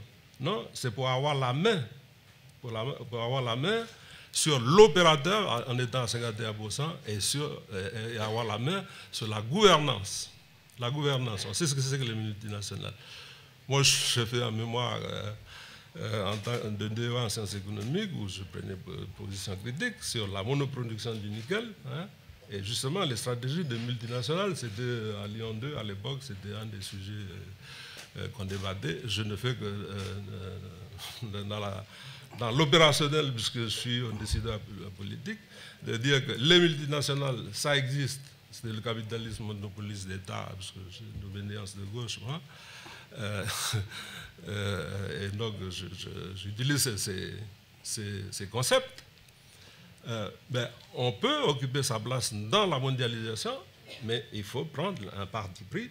Et nous voulons utiliser les moyens de la mondialisation pour venir structurer notre espace, si petit que nous soyons en Nouvelle-Calédonie. Mais on peut se créer son espace dans la mondialisation, et il suffit d'avoir la volonté et de se donner les moyens de cette volonté. Alors l'État, pour une fois, nous a accompagnés dans un processus unique pour la décolonisation française. Nous a accompagnés dans ce processus de décolonisation. Ce n'est pas demander une aide à l'État, c'est demander à l'État de jouer son rôle de partenaire dans ce processus vis-à-vis des multinationales, mais aussi vis-à-vis du transfert de compétences. C'est ce que je veux redire ici. Mais un projet de société, parce que le contenant que M. Pierre Stainès disait tout à l'heure, est choisir la valise après, les bagages et la valise après, ben, quelle stratégie pour une vision d'un destin commun, parce qu'on prend la responsabilité d'être chez nous et on est concerné par ce qui passe chez nous, et je vais redire ça comme ça, c'est plus d'équité, réduire les différences au niveau social, au niveau économique, etc., et prendre en compte qu'en Nouvelle-Calédonie, il y a une société traditionnelle qui vit des valeurs traditionnelles, qu'il a le droit de préserver puisqu'on a reconnu l'identité kanak, mais que la modernité doit nous permettre d'assurer ce destin commun. Et précisément, on a donné la possibilité à nos gens d'accéder à l'économie marchande pour ceux qui le veulent, mais aussi de contribuer à dégager de la ressource pour la gestion du pays, mais aussi préserver le droit de ceux qui veulent vivre dans les choses traditionnelles. Voilà, moi c'est ce que je voudrais redire ici, mais moi, ce que je retiens du colloque, c'est de nous avoir donné la possibilité de nous exprimer, mais on est venu aussi ici pour témoigner, et moi je vais témoigner que ce que nous faisons dans le Nord comme dans les îles, ben, on prend la responsabilité de ce qu'a dit Jean-Marie ce jour-là, quand on a signé, conclu l'accord de Odino. Je n'étais pas à Matignon, monsieur le Premier ministre. Et qu'on a renouvelé avec vous, monsieur le Premier ministre, dans l'accord de Nouméa. Voilà, merci. Merci. Peut-être juste, on a juste 2 minutes, 3 minutes. Je voudrais donner la parole au Premier ministre pour vous dire finalement, je disais tout à l'heure en introduction, que ce qui nous inquiète, c'est la suite. C'est-à-dire que nos responsables ici, je sais que vous n'allez pas vous exprimer pour la suite, puisque la suite se fait avec Victorin Lurel, le gouvernement, etc. Ce n'est pas vous. Mais de votre expérience à tous les deux, parce que vous nous avez accompagnés quand même pendant... Vous avez été les représentants de l'État pendant ces deux périodes-là.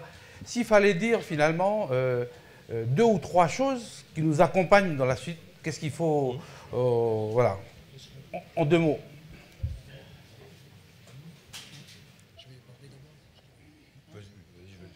Je laisserai Michel Rocard intervenir le dernier. Il me semble que ce que vous avez fait ensemble hier doit être le garant de ce que vous allez être capable de faire ensemble demain. Le rôle des acteurs sur place sera toujours décisif. C'est d'ailleurs pourquoi, symboliquement, les premiers accords ayant été à Matignon, j'ai souhaité que les seconds accords soient à Nouméa. Il me semble que vous devez continuer à vous laisser guider par l'esprit de consensus. Naturellement, le fait majoritaire en démocratie est essentiel au plan électoral, mais en même temps, il faut avoir conscience, pour un certain nombre de raisons, qu'il ne règle pas tout. Si le rôle des acteurs est essentiel, il me semble que vous devez aussi avoir à vos côtés un État qui n'est pas indifférent, qui joue son rôle, mais qui n'impose pas, mais facilite. Il faut accepter l'idée d'évolution, à savoir que les choses progressent progressivement et qu'il ne faut pas avancer peut-être, sauter par-dessus des objectifs. Être capable, et vous en avez été, avec en partie notre aide dans le passé, capable de faire preuve d'ingéniosité politique et juridique, pas reproduire nécessairement des schémas, mais être capable d'en inventer qui soient originaux et qui feront votre fierté, y compris en droit comparé, si j'ose dire, dans la communauté internationale. Et l'objectif... je l'emprunterai à Madame Machoro, c'est effectivement de construire un pays. Quel que soit le statut juridique de ce pays, il est bien de construire un pays. Et de ce point de vue, même si vous avez été passionné comme nous par les questions juridiques et politiques, les problèmes sociaux, la question économique, les problèmes sociaux, la capacité à vivre ensemble seront au cœur de la réussite de ce pays dans l'avenir. Voilà. Personnellement, les quelques éléments que je voudrais donner pour faire écho à votre question. Monsieur Rocard, c'est vous qui terminez, vous avez commencé, maintenant c'est vous qui donnez finalement la conclusion de ce colloque. Vous me donnez une bien grande responsabilité. À ce moment-ci, j'ai un peu l'impression que tout est dit.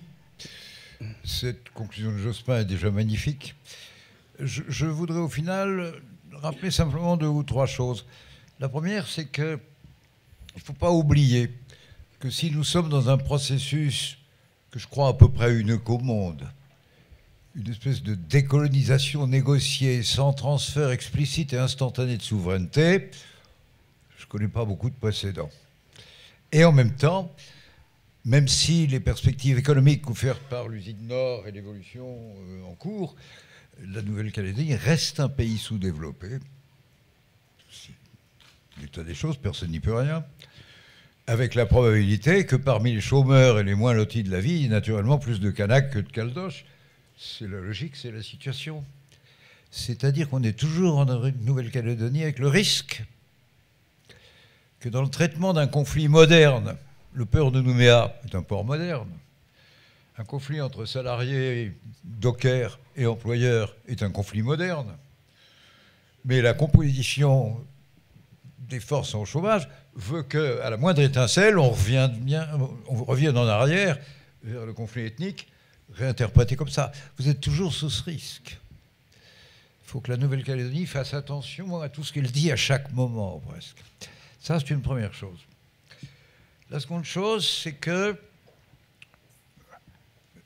la logique des transferts de compétences qui sont en train d'aller à peu près jusqu'au bout, et c'est bien parti, l'État est en train de tenir parole. Et d'ailleurs, les gouvernements et surtout depuis Lionel, ont continué. Enfin, ces transferts de compétences continuent. Veut dire que le bébé est chez vous maintenant.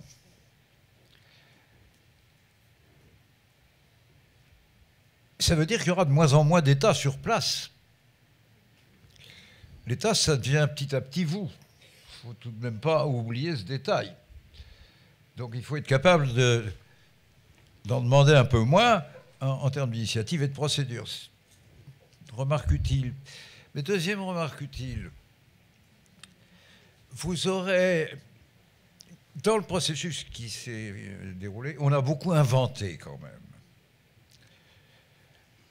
D'abord, pour que la communauté kanak apprenne à exercer du pouvoir quelque part, il a fallu donner le pouvoir aux provinces et aux territoires seulement des compétences déléguées, Monsieur le Président, vous savez ça. Comment ça s'appelle ça, internationalement et juridiquement? Ça s'appelle du fédéralisme. C'est absolument condamné par l'ensemble constitutionnel français, absolument hostile au jacobinisme centralisateur qui caractérise notre pays. J'aurais écrit dans l'accord Matignon que le territoire devait être fédéral, que là, le Conseil constitutionnel nous l'aurait cassé. On a un peu contourné, on a bénéficié du fait que personne n'a osé le saisir, mais je ne suis pas très sûr qu'on était en pleine constitutionnalité quand même. Donc on a inventé en contournant. Il faudra que vous continuiez. Et de la même façon, autour de ce mot d'indépendance, je rappelle que pour l'ONU, il y a 3 critères principaux. La souveraineté monétaire, on émet sa monnaie, la souveraineté de la défense nationale et celle de la justice.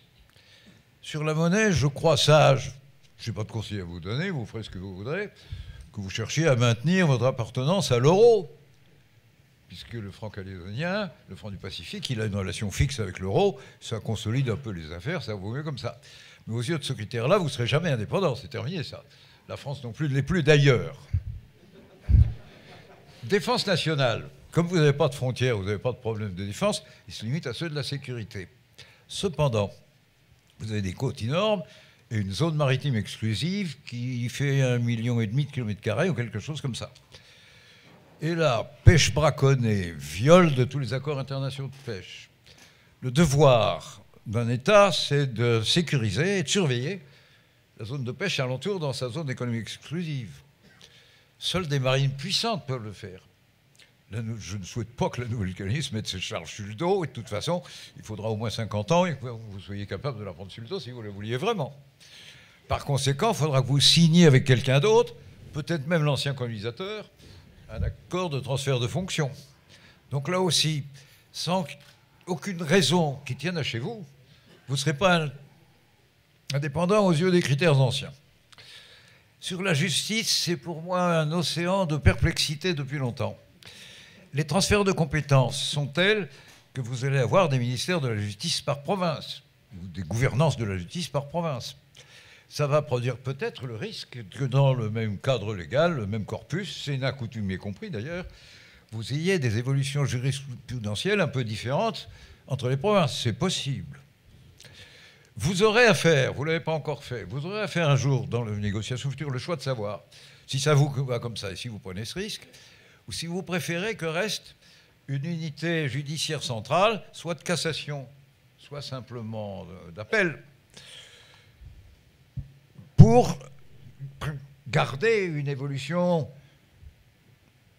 pas trop différenciée, pas trop divergente des procédures de justice en Nouvelle-Calédonie. Et par conséquent, j'ai dans ma tête ce pronostic qui pourrait bien vous arriver de décider qu'il restera un organe judiciaire commun aux 3 provinces.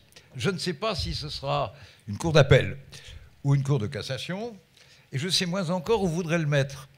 Parce qu'un grand principe de la justice, c'est qu'il faut éloigner, il faut délocaliser par rapport au lieu d'un conflit le traitement de la justice pour assurer sa sérénité.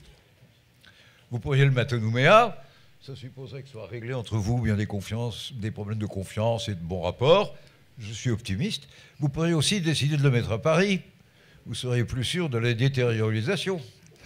Ça, c'est vous qui déciderez. Moi, je ne demande rien, hein, et je ne conseille surtout rien. Mais si d'aventure, vous prenez la précaution de le mettre à Paris pour être sûr qu'il ne soit pas sous la partialité de la pression d'une des provinces, nouveau critère d'indépendance qui aurait disparu. Ça n'empêche pas que sectoriellement, tous les transferts de compétences auront été faits. Donc en fait, vous aurez une indépendance à peu près totale, sauf monétaire, mais y compris budgétaire, sauf à mendier quelques subventions. Il va falloir... C'est-à-dire que le mot d'indépendance est désossé de son sens, au fond. Il faut d'abord que vous fassiez comprendre ça à tous les citoyens habitants de la Nouvelle-Calédonie, mais aussi il faut comprendre au monde du droit et aux diplomates qui siègent à l'ONU. Je me demande si vous ne serez pas obligé d'inventer dans le processus de nouveaux mots pour décrire l'état des choses à la sortie. Alors, indépendance association, c'est fini, ça, c'est une histoire tragiquement finie. Dommage, mais vous aurez inventé jusqu'au vocabulaire, en même temps que vous aurez inventé la réalité des relations de pouvoir que vous voulez voir se faire sur les domaines. Je pense à l'enseignement, par exemple, où vous avez la compétence pleine et entière, la compétence souveraine, c'est pas encore tout à fait fini, mais c'est en train de se finir, mais où vous aurez le souci d'une continuité, d'une garantie scientifique, d'un regard bienveillant, d'un parrainage des diplômes calédoniens par je ne sais quelle université française. Enfin, vous ferez comme vous voudrez. Il faudra que vous inventiez. Alors, je vous souhaite cette liberté de penser. Elle veut dire une chose. Elle veut dire que vous êtes bon pour une palabre, en vous écoutant tous les uns des autres longtemps et beaucoup. Mon souhait, c'est que vous ne précipitiez rien. C'est que la lecture formelle de la datation qui a valeur constitutionnelle depuis la constitutionnalisation de l'accord de Nouméa ne vous amène pas à précipiter quoi que ce soit. La seule chose qu'on sait, c'est que la Nouvelle-Calédonie ne peut pas se permettre de jouer seulement une majorité électorale. C'est trop facile, presque. Et compte tenu de son histoire, ça ne suffira plus jamais. Donc il faudra bien arriver à négocier des accords autour de concepts nouveaux. Je vous souhaite cette chance, mais on est les vieux sages, on aime bien, j'ai un plaisir chaque fois que je retourne en Nouvelle-Calédonie, d'autant je peux quand même vous le dire publiquement, puisque vous êtes beaucoup à le savoir ici, l'un de mes 15 petits-fils est pharmacien, à la fois, donc me voilà néo-calédonien familialement, ça a créé des liens, ça. Mais j'aimerais ne plus avoir à donner d'avis et surtout de conseils, c'est pas mon métier, dans ces affaires. Je vous souhaite vraiment bonne chance. Préservez-vous de la rapidité. Préservez-vous de toute propension à ne pas écouter l'autre parce qu'il est l'autre. On retomberait là. Bonne chance. Merci.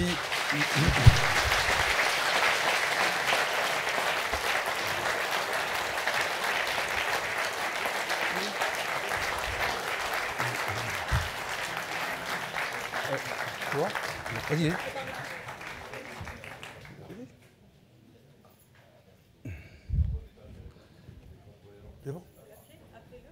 Ah. Voilà donc monsieur le Victorin Lurel. Et Victorin Lurel a écouté les conseils aussi. Ça s'adresse à l'État aussi.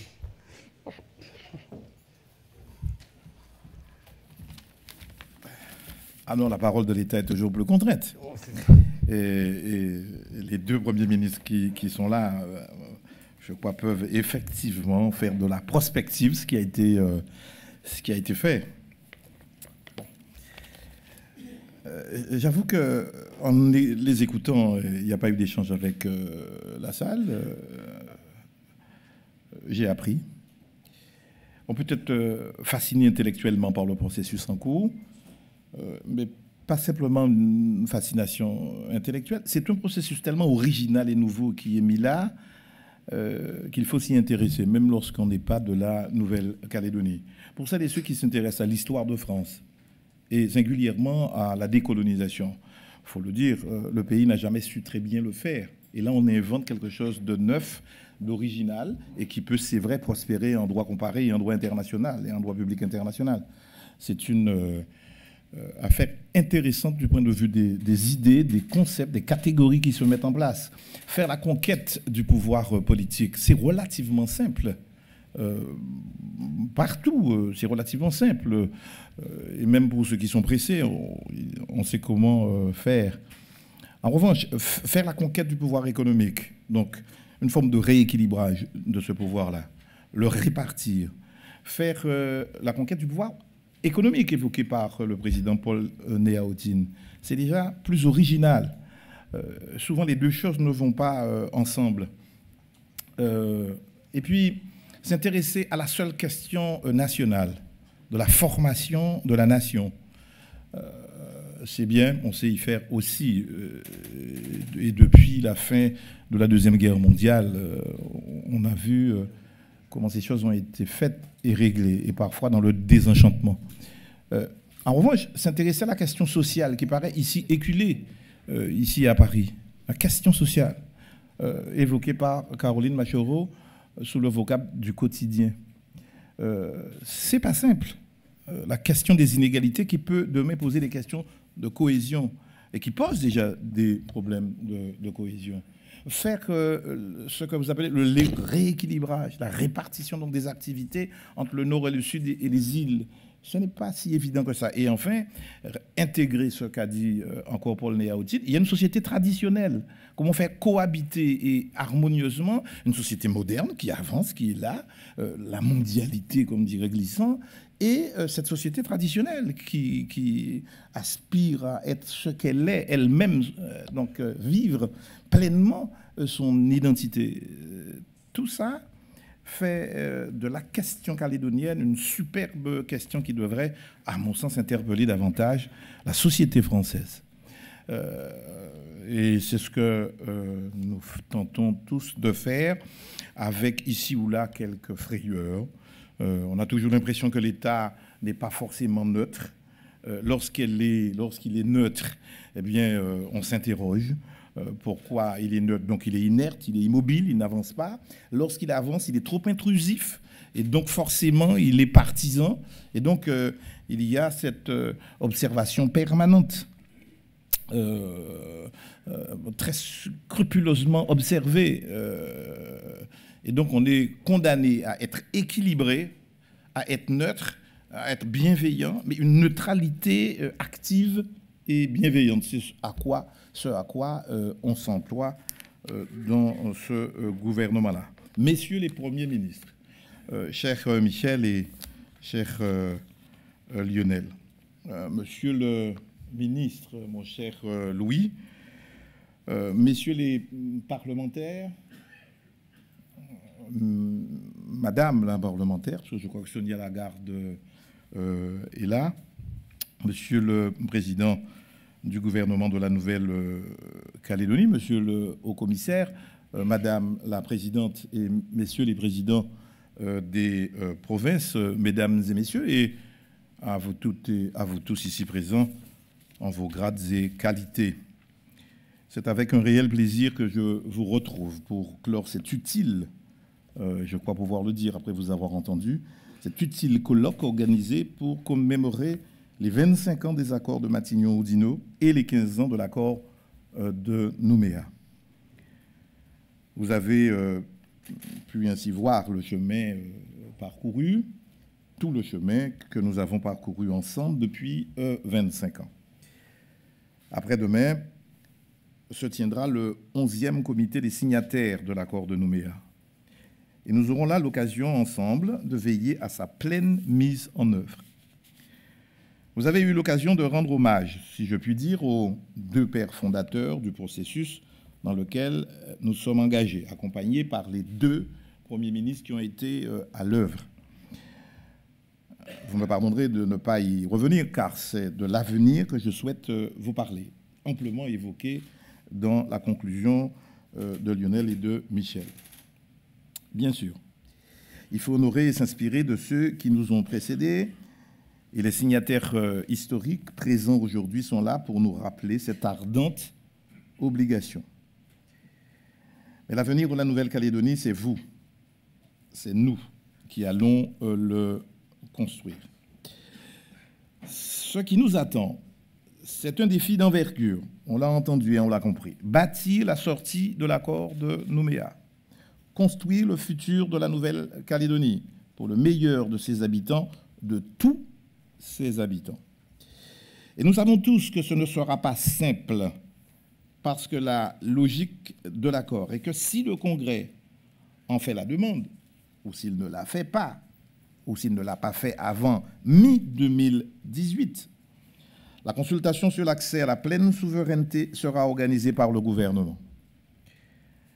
C'est notre feuille de route et le gouvernement entend s'y tenir, sauf à ce qu'une solution consensuelle réunisse l'ensemble des forces calédoniennes. Il leur appartiendra, après les élections cruciales qui vous attendent en 2014, si elles le souhaitent, de réfléchir à l'opportunité et à la viabilité d'une sortie alternative à celle qui est prévue par l'accord de Nouméa. Et l'État, le gouvernement, comme vous l'a affirmé Jean-Marc Ayrault en juillet dernier, sera présent à vos côtés, n'excluant aucune solution si elle recueillait le consensus en Nouvelle-Calédonie. Nous n'en sommes pas encore là, mais il est important que dès aujourd'hui, vous sachiez que le gouvernement n'entend pas se désintéresser de l'après-2014. La raison en est simple, et elle a été rappelée ici, l'État n'est pas un simple spectateur de ce qui se passe en Nouvelle-Calédonie. Il est un acteur en tant que signataire et lui aussi garant de l'accord de Nouméa. L'État entend continuer à assumer son rôle et prendra ses responsabilités et toutes ses responsabilités. N'ayez crainte car j'ai cru comprendre ici et là, lors de mon déplacement récent, que la Nouvelle-Calédonie était confrontée à un gouvernement néocolonialiste. M'avez-vous vu? Ne m'avez-vous pas entendu? Mais j'ai entendu ça. Je sais les inquiétudes qui émergent dans votre territoire. Mais je suis aussi ici pour vous assurer que ce gouvernement, s'il s'inscrit dans les engagements de François Hollande pour la Nouvelle-Calédonie, et dans la conviction que l'État doit être moteur lorsque ses partenaires calédoniens peinent, ça arrive, à trouver des accords et compromis nécessaires, ce gouvernement n'a pas l'intention d'agir sans eux, ni contre aucun d'entre eux. À titre d'exemple, je sais que les avis sont tranchés sur le sort à réserver au transfert de compétences dit de l'article 27. Et je veux être clair, au vu de certaines polémiques apparues les jours derniers sur le sujet. À ce titre, je n'ose vérifier si je suis enregistré à mon insu. Je n'ose demander au haut-commissaire ici présent de vérifier que des micros n'ont pas été posés à sa résidence.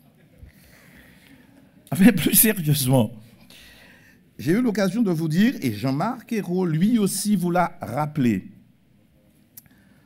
qu'on les considère comme obligatoires ou facultatifs, ces transferts font partie intégrante de l'accord de Nouméa et doivent être abordés sereinement et préparés efficacement.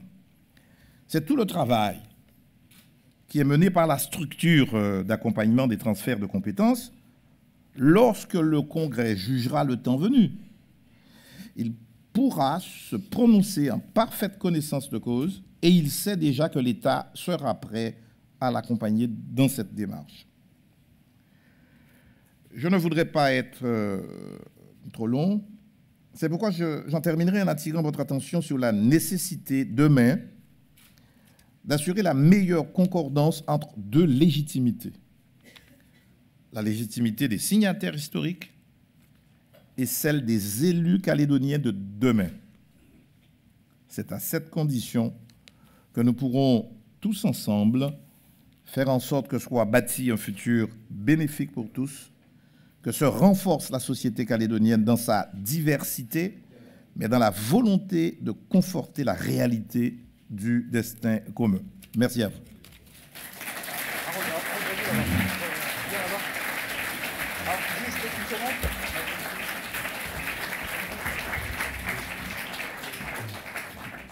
Alors, juste 30 secondes, voilà, je donne juste la parole à Harold Martin pour dernier mot.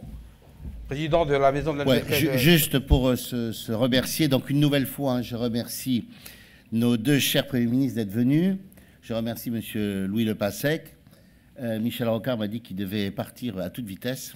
Il a un rendez-vous important. Et puis remercier tous les acteurs calédoniens. Je crois que tous les partis politiques étaient représentés, tout le monde était là. Et puis bien sûr tous les amis de la Nouvelle-Calédonie qui continuent toujours à suivre de près ce qui s'y passe et continuent à apporter leur pierre à l'édifice Je vois un certain nombre de députés ici présents, notamment M. Dosière. Je pense à un certain nombre de conseillers d'État comme M. Merle, à tous nos anciens hauts-commissaires qui sont là, et puis tous ceux qui ont fait le déplacement, et puis le public, les anonymes. Donc c'était la première fois que nous faisions ça. Je crois que c'est une vraie réussite. Enfin, en tout cas, je crois qu'on peut dire que ça s'est terminé en apothéose cet après-midi. Donc merci à tous ceux qui ont participé, et puis merci à tous les agents de la Maison de la Nouvelle-Calédonie autour du directeur, autour de Joël Viratel, de nous avoir si bien organisé ça dans un lieu qui se prêtait tout à fait. Et puis c'est vrai que pour la péniche, à midi, tout le monde a bien aimé. Absolument. Merci à tous et bravo. Merci.